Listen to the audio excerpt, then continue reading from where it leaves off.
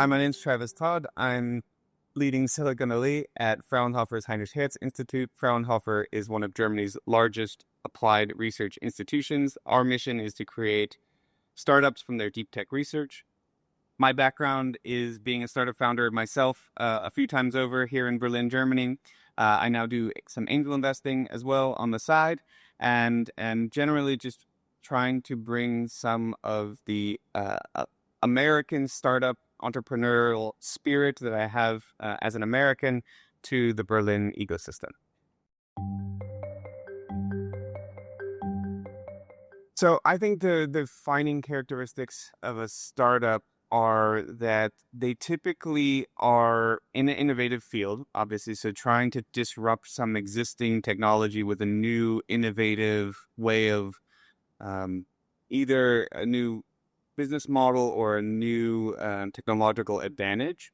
And they tend to be venture funded, so not funded through the revenue of the company, but funded through venture capital investment. And this leads to also the third aspect of a startup compared to, say, a normal business, is that they're seeking high growth and high speed and fast time to market.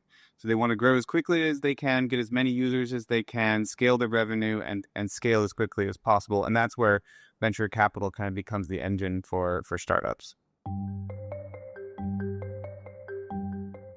So there's obviously been a massive hype in AI, and I think we're seeing still a ton of funding for AI companies, but because of this explosion in AI, and it's also flipping the venture capital model on its head, or the startup model on its head, because no longer are software companies viable venture capital cases because they can basically be developed with AI so quickly. So we're seeing a huge interest and a huge shift into startups that require deeper research. So we call this deep tech, but this can be anything that kind of comes out of research and takes a little bit more time to research and develop. So we're seeing a lot of growth in things like energy, like fusion power, wireless communications, quantum computing.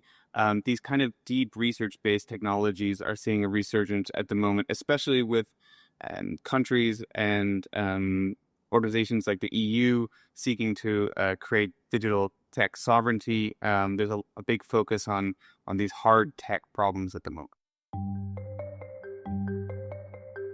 The most important thing is to help the entrepreneurs be able to move quickly. So this includes finding ways to free up capital so that investors are confident and free to invest in early stage ideas, and also that startups have less bureaucracy when it comes to setting up their companies, running their companies, scaling their companies, doing cross-border business, as well as the other side, which tends to be overlooked from a policy perspective, is helping companies actually when they fail. Because most startups do fail, and most entrepreneurs are not successful with their first venture. So they need that environment where they can fail and start again.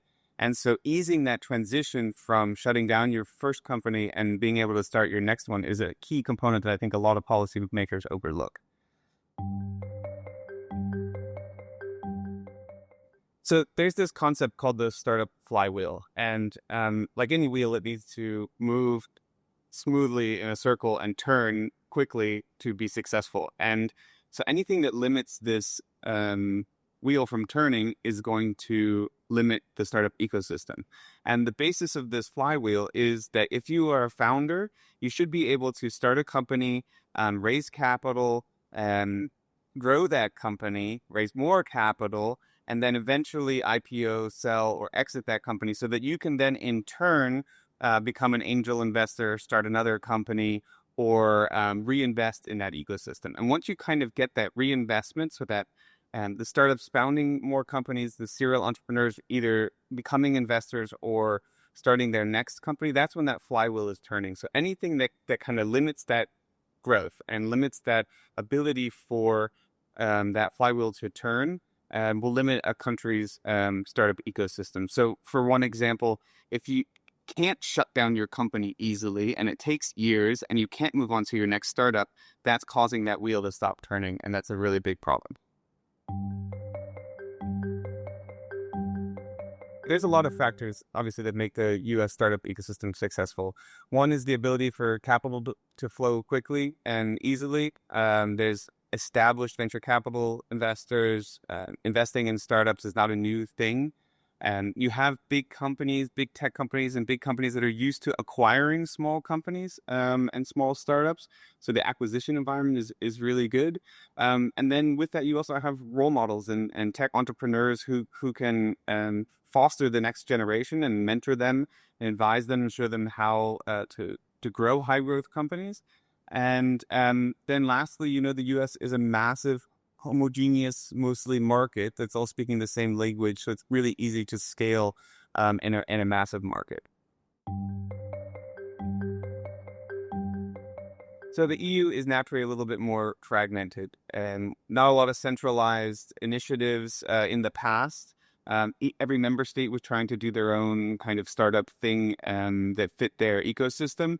And so I think that fragmentation gave us a little bit of a bumpy start. But I think it's important that the government in Europe and the member states are also seeding this innovation, because that's exactly how the US ecosystem got started. In the 70s, the US government seeded all this research in Silicon Valley with DARPA and Xerox PARC and stuff like that.